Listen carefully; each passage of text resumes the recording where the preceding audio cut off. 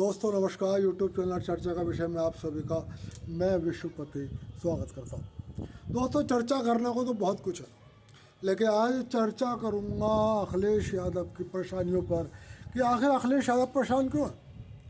क्या मिल्कीपुर में समाजवादी पार्टी की हार को वो पचा नहीं पा रहे, या मिल्कीपुर में समाजवादी पार्टी के हार के कारणों को वो ये नहीं चाहते कि उसका सच जनता के सामने आए, इसलिए भ्रमित फैला रहे। दोस्तों आपको पता है मोदी फिलहाल ट्रंप गए, अमेरिका गए, उनकी ट्रंप से मुलाकात हुई, और जब ट्रंप के चुनाव में जीत नहीं हुई थी उससे पहले भी मैंने आपसे कहा था कि यदि ट्रंप जीतेंगे तो भारत के लिए यह अच्छा होगा। फिलहाल मोदी और ट्रंप की मीटिंग के परिणाम तो और बहुत कुछ हुए हैं, लेकिन एक परिणाम भारत की चमचा प्रजाति को परेशान कर रहा है। अभी चमचा प्रजाति कौन है? जो गैर एनडीए पार्टियां हैं उनके समर्थकों में, जिसमें हिंदू भी हैं और मुसलमान भी हैं, एक चमचा प्रजाति है। ये अपने दिमाग का इस्तेमाल नहीं करती है।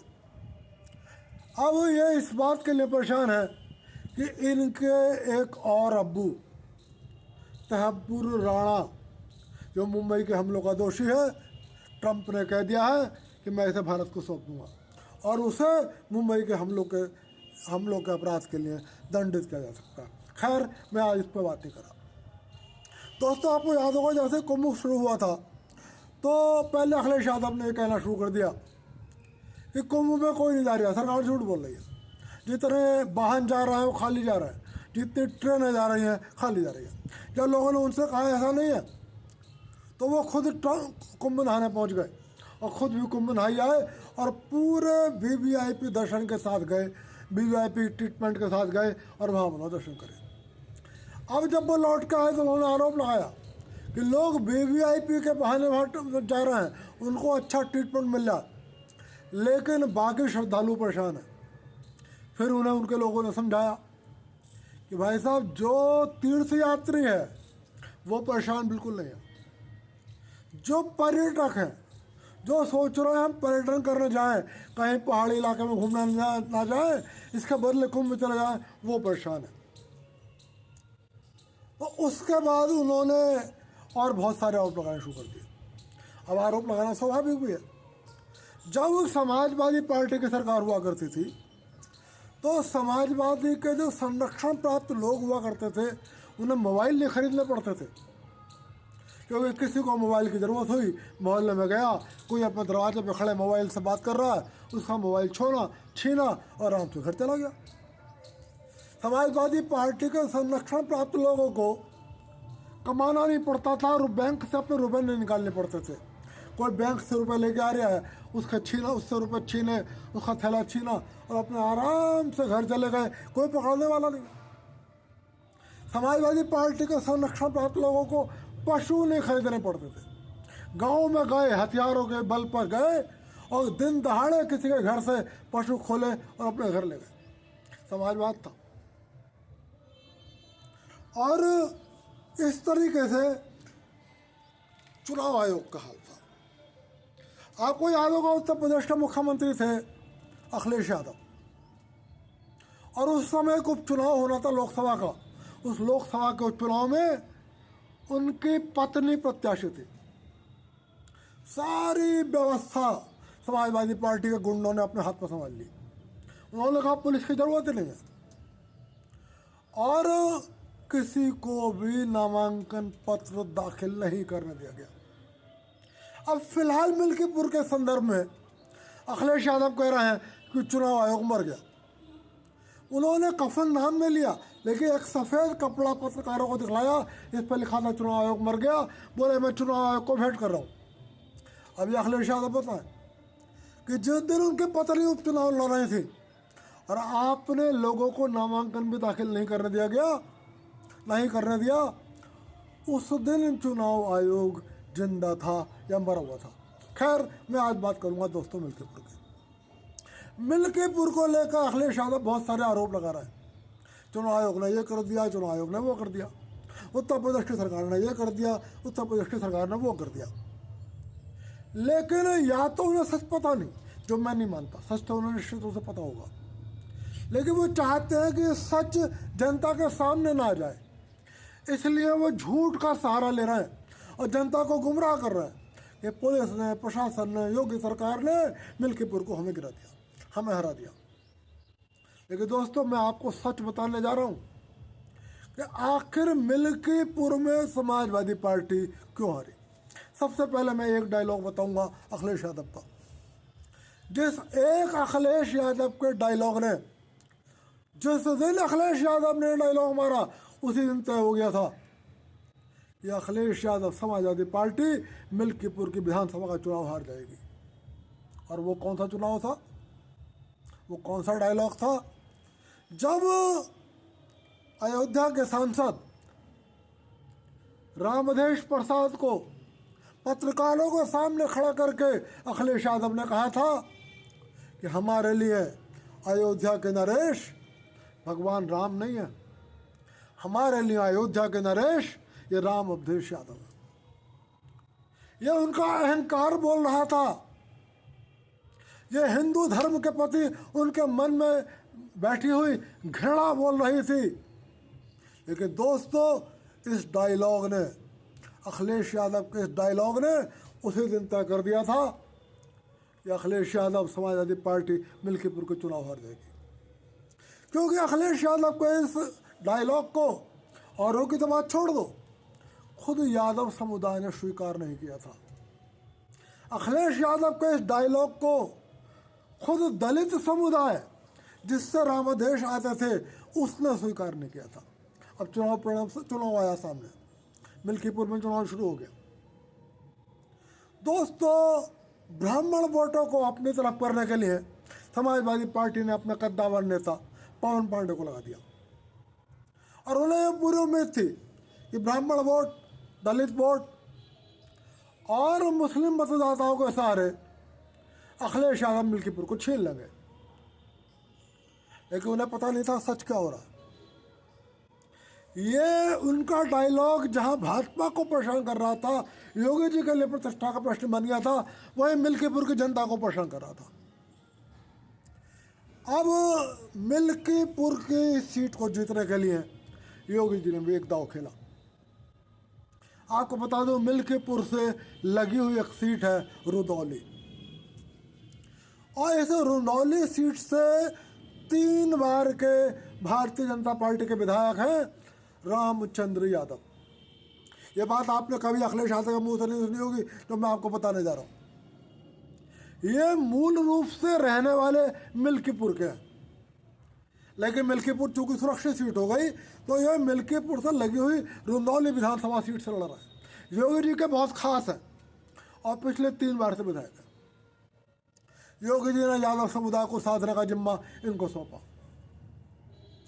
और साथ में मुलायम सिंह यादव के, अखिलेश यादव के छोटे भाई की पत्नी अपर्णा यादव को ये काम सौंपा कि आप यादवों से जाके बात करें कि क्या वो भी रामधेश यादव को अयोध्या का नरेश मानते हैं या भगवान राम को अयोध्या का नरेश मानते हैं।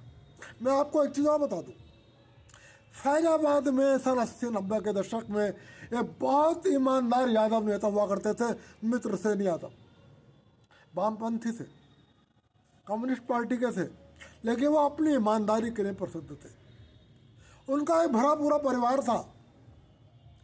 इसी राम अवधेश प्रसाद के ने उनके परिवार पर घिनौने आरोप लगाकर उस मित्रसेन यादव के परिवार को बर्बाद कर दिया, जो अपनी ईमानदारी के लिए जाने जाते थे। दूसरी ओर अपनी पार्टी के दलित समुदाय 30% है मिल्कीपुर में, उस 30% लोगों में जो दलित समुदाय के लोग थे,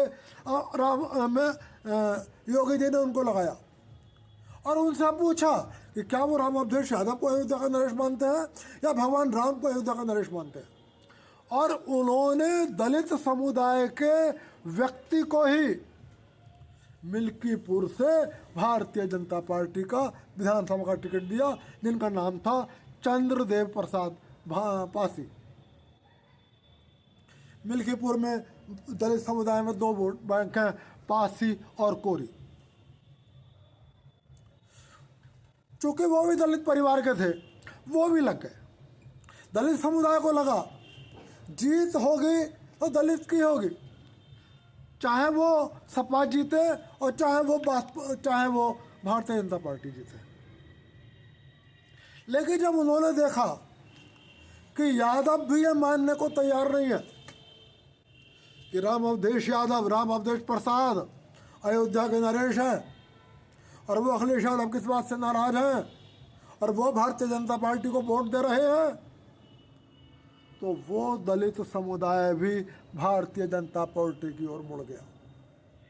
और दूसरी ओर अपर्णा यादव और रुदौली के विधायक रामचंद्र यादव ने घर घर जाकर 2 बातें करी कि इसी राम अवधेश प्रसाद ने एक ईमानदार यादव नेता मित्रसेन यादव के परिवार को झूठे चारित्रिक आरोप लगा के बर्बाद कर दिया।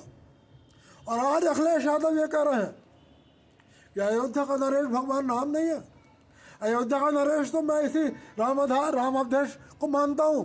तो उन्होंने पूछा यादव समुदाय के घर घर जाकर लोगों से कि क्या आपको वो राम अवधेश यादव जिसने मित्रसेन यादव के परिवार को बर्बाद कर दिया, क्या अखिलेश यादव के अनुसार आप इसी राम अवधेश प्रसाद को अयोध्या का नरेश मानने को तैयार नहीं है? दोस्तों, चंद्रभानु प्रसाद की उम्मीदवारी दलित समुदाय के बीच उसकी पैठ, दलित समुदाय के बीच उनके तर्क, रामचंद्र यादव समुदाय के बीच में वार्तालाप और उनके मन को झकझोरना कि एक ईमानदार यादव के परिवार को, जो कभी इस क्षेत्र की जान था, इस क्षेत्र की पहचान था, जो क्षेत्र कभी उनके नाम से जाना जाता था, उसको बर्बाद करने वाला राम अवधेश यादव अयोध्या का नरेश होगा? क्या ये राम अवधेश यादव जिस पर तमाम तरह के आरोप हैं भगवान राम से ज़्यादा बड़ा होगा और ये अयोध्या का नरेश कहलाएगा? अपर्णा यादव ने घर घर जाकर महिलाओं से बात करी। रामचंद्र यादव जो मिल्कीपुर के ही रहने वाले हैं और फिलहाल विधानसभा सुरक्षित होने के कारण पिछले 3 बार से भाजपा का टिकट पर रुदौली से चुनाव जीत रहे हैं, उन्होंने घर घर जाकर यादवों से बात करी और मिल्कीपुर का यादव समुदाय भारतीय जनता पार्टी की ओर मुड़ गया।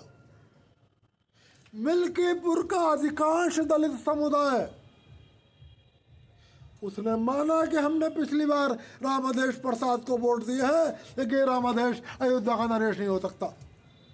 यदि सांसद विधायक की बात है तो हम भाजपा को भी वोट देंगे तब भी एक दलित जीतेगा और सपा को वोट देंगे तब भी एक दलित जीतेगा। तो क्यों ना हम भगवान राम के प्रति श्रद्धा रखने वाले चंद्रभानु प्रसाद को वोट दें। नतीजा ये हुआ कि समाजवादी पार्टी के पास बस मुस्लिम समुदाय का वोट बैंक रह गया।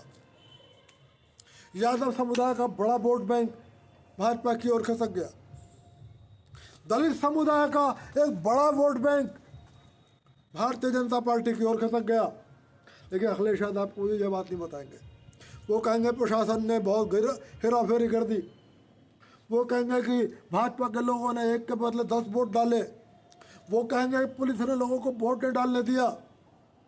लेकिन अयोध्या के मैंने बहुत सारे मुसलमानों के इंटरव्यू सुने, मैंने BBC पर अयोध्या के बहुत सारे मुसलमानों की बात सुनी और वो कहते हैं कि जब हमने देखा यादव ही भाजपा को वोट डाल रहे हैं, दलित समुदाय में बड़ा बिखराव है और एक बड़ी संख्या भाजपा को वोट डाल रही है और समाजवादी पार्टी के पवन पांडे को ब्राह्मण समुदाय का कोई समर्थन नहीं मिल रहा है, तो हमने सोचा वोट डालने के लिए घर से जाकर अपना वोट खराब करने से क्या फ़ायदा। इसलिए मुस्लिम समुदाय भी बहुत कम संख्या में वोट डालने निकला। और दोस्तों, ये तीन कारण मिल्कीपुर में समाजवादी पार्टी की हार का कारण बने। इस हार का मूल वही था, अखिलेश यादव का घमंड, राम अवधेश का घमंड, समाजवादी पार्टी का घमंड कि अयोध्या के नरेश राम अवधेश नहीं है, अयोध्या के नरेश भगवान राम नहीं है, अयोध्या के नरेश राम अवधेश है। ये बात न दलित समुदाय को स्वीकार थी और ये बात न यादव समुदाय को स्वीकार थी और न ये बात गैर दलित गैर यादव हिंदू समुदाय को स्वीकार थी। मुस्लिम समुदाय को स्वीकार हो या ना हो, लेकिन उसको लगा कि जब दलित भी वोट नहीं दे रहे, यादव भी वोट नहीं दे रहे और कोई हिंदू वोट नहीं दे रहा, तो हम घर जाके अपना वोट खराब क्यों करें। जो बहुत प्रतिबद्ध लोग थे वो घर से बाहर निकले। और दोस्तों, जहाँ तक सवाल है पुलिस की गुंडागर्दी का, प्रशासन की गुंडागर्दी का, तो मैं आपको बता दूं, समाजवादी पार्टी के प्रत्याशी को, अजीत प्रसाद को, जो राम अवधेश प्रसाद का बेटा था, उसको 84,000 से अधिक वोट मिले। यदि प्रशासन अपनी गुंडागर्दी पे उतारू होता, यदि पुलिस अपनी गुंडागर्दी पे उतारू होती, तो समाजवादी पार्टी के उम्मीदवार को ये 84,000 वोट नहीं मिलते। भारतीय जनता पार्टी के प्रत्याशी चंद्रभानु प्रसाद को 1,61,000 वोटों से ज्यादा वोट मिले और इस तरीके से भारतीय जनता पार्टी के प्रत्याशी ने मिल्कीपुर में समाजवादी पार्टी के प्रत्याशी को एक करारी शिकस्त दी। दोस्तों, आज के वीडियो का उद्देश्य सिर्फ यह है कि अखिलेश यादव मिल्कीपुर की हार को पचा नहीं पा रहे। मिल्कीपुर में राम अवधेश प्रसाद को अयोध्या का नरेश बताने के अपने अहंकार भरे डायलॉग को छिपा नहीं पा रहे, उसकी गलती को जनता के सामने स्वीकार नहीं कर पा रहे। और वो चाहते हैं मैं चुनाव आयोग के सिर पर, पुलिस के सिर पर, प्रशासन के सिर पर, योगी सरकार के सिर पर आरोप मंडकर जनता को बता सकूं कि मिल्की में हम हारे नहीं हैं, मिल्कीपुर में हम हारे नहीं हैं, बल्कि हमें हराया गया है। दोस्तों, मिल्कीपुर में समाजवादी पार्टी को जनता ने हराया है। मिल्कीपुर में समाजवादी पार्टी को पूरे हिंदू समाज ने मिलकर हराया है और हिंदू समाज में सारी जातियां शामिल हैं, ब्राह्मण भी शामिल है, दलित भी शामिल है, यादव भी शामिल है, सवर्ण भी शामिल है, दलित भी शामिल है, अगड़े भी शामिल है। यही भाजपा की जीत है। ये सच आपको अखिलेश यादव नहीं बताएंगे, समाजवादी पार्टी नहीं बताएंगे। यही सच बताना मेरा उद्देश्य है और अखिलेश यादव इसीलिए खिसियाए हुए हैं, इसीलिए परेशान है। कभी चुनाव आयोग पर, कभी योगी जी पर, कभी कुंभ पर तरह तरह के तंज कस रहे हैं, तरह तरह के आरोप लगा रहे हैं। मैं सिर्फ यही सलाह दूंगा, अखिलेश जी आप एक अच्छे नेता हैं, आप एक सौम्य नेता हैं, आपके ऊपर मैं ये आरोप नहीं लगाऊंगा कि आप एक बदतमीज किस्म के राहुल गांधी या तेजस्वी यादव या अरविंद केजरीवाल की तरह लंपट आदमी नहीं है। आप अपनी बातचीत में एक सौम्य लगते हैं, तो बेहतर होगा अपनी गलतियों को से सीखो, अपनी गलतियों को सुधारो और यह अहंकार अपने अंदर लाने से बचो जो अहंकार आपने उस दिन दिखलाया था जब हिंदुस्तान से कहा था कि अयोध्या के नरेश भगवान राम नहीं है, राम अवधेश यादव है। दोस्तों, आज की बात यही समाप्त कर रहा हूँ और आपसे सिर्फ निवेदन कर रहा हूँ, वीडियो पसंद आए तो लाइक कर देना, चैनल को सब्सक्राइब कर देना। आप सभी को विश्वपति का नमस्कार। फिर किसी विषय में मिलूंगा और फिर चर्चा करूंगा। आप सभी को एक बार फिर नमस्कार।